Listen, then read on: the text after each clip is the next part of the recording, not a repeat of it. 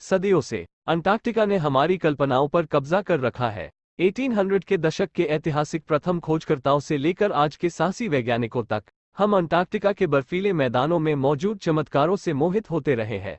दुनिया के आखिरी अज्ञात जंगल के रूप में अंटार्कटिका रहस्य में डूबा हुआ है, और चरम भूमि के रूप में यह अपने रहस्यों को रखने में भी महान है। कठोर परिस्थितियां, जमा देने वाला तापमान और बंजर परिदृश्य अंटार्कटिका को मनुष्यों के लिए दुर्गम बनाते हैं। जमे हुए महाद्वीप का आकार संयुक्त राज्य अमेरिका से लगभग 1.5 गुना है और इसका 99% हिस्सा बर्फ से ढका हुआ है, जो पृथ्वी पर मौजूद कुल बर्फ का 90% है। हमने ग्रेट व्हाइट महाद्वीप के 14 सबसे दिलचस्प रहस्यों को एकत्रित किया है। अधिक 112 साल पहले 1911 में ब्रिटिश खोजकर्ताओं ने अंटार्कटिका के टेलर ग्लेशियर पर खून का झरना बहते देखा था। हैरान थे, परेशान भी, दूसरी दुनिया के जीवों की मौजूदगी की आशंका भी थी। लेकिन अब इस बात का खुलासा हो चुका है कि इस खूनी झरने के पीछे का रहस्य क्या है।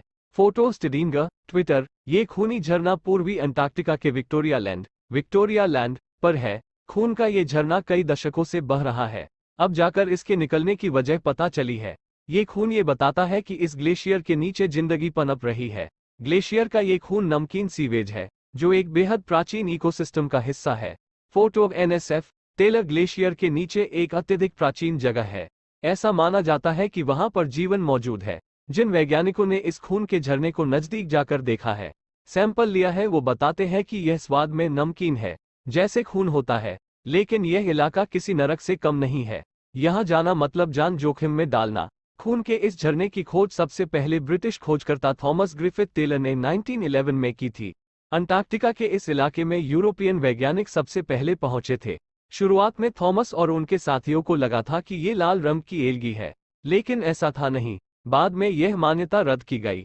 Photo Reuters. 1960 में पता चला कि यहाँ ग्लेशियर के नीचे लौह नमक, आयरन सोल्ट्स है, यानी फेरिक हाइड्रोक्साइड। ये बर्फ की मोटी परत से वैसे निकल रहा है जैसे आप टूथपेस्ट से पेस्ट निकालते हैं। साल 2009 में ये स्टडी आई है कि यहाँ पर ग्लेशियर के नीचे सूक्ष्मजीव है, जिनकी वजह से ये खून का झरना निकल रहा है।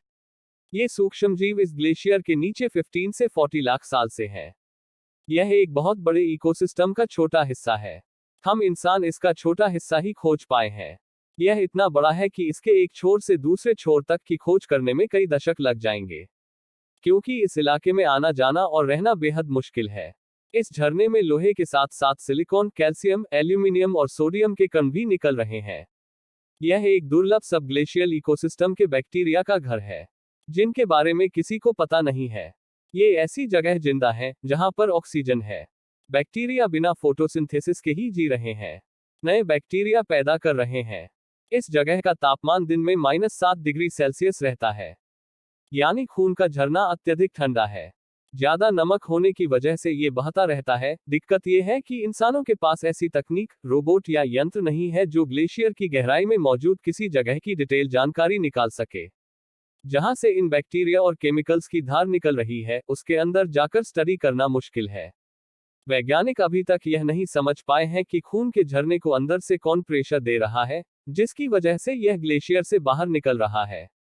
इसके पीछे भूगर्भीय दबाव है या कुछ और, इसका पता नहीं चल पा रहा है। खून के झरने का स्रोत ग्लेशियर के नीचे लाखों सालों से दबा हुआ है। अगर यहाँ की स्टडी करने का मौका और मिले तो यह पता चल सकता है कि पृथ्वी पर जीवन की शुरुआत कैसे हुई।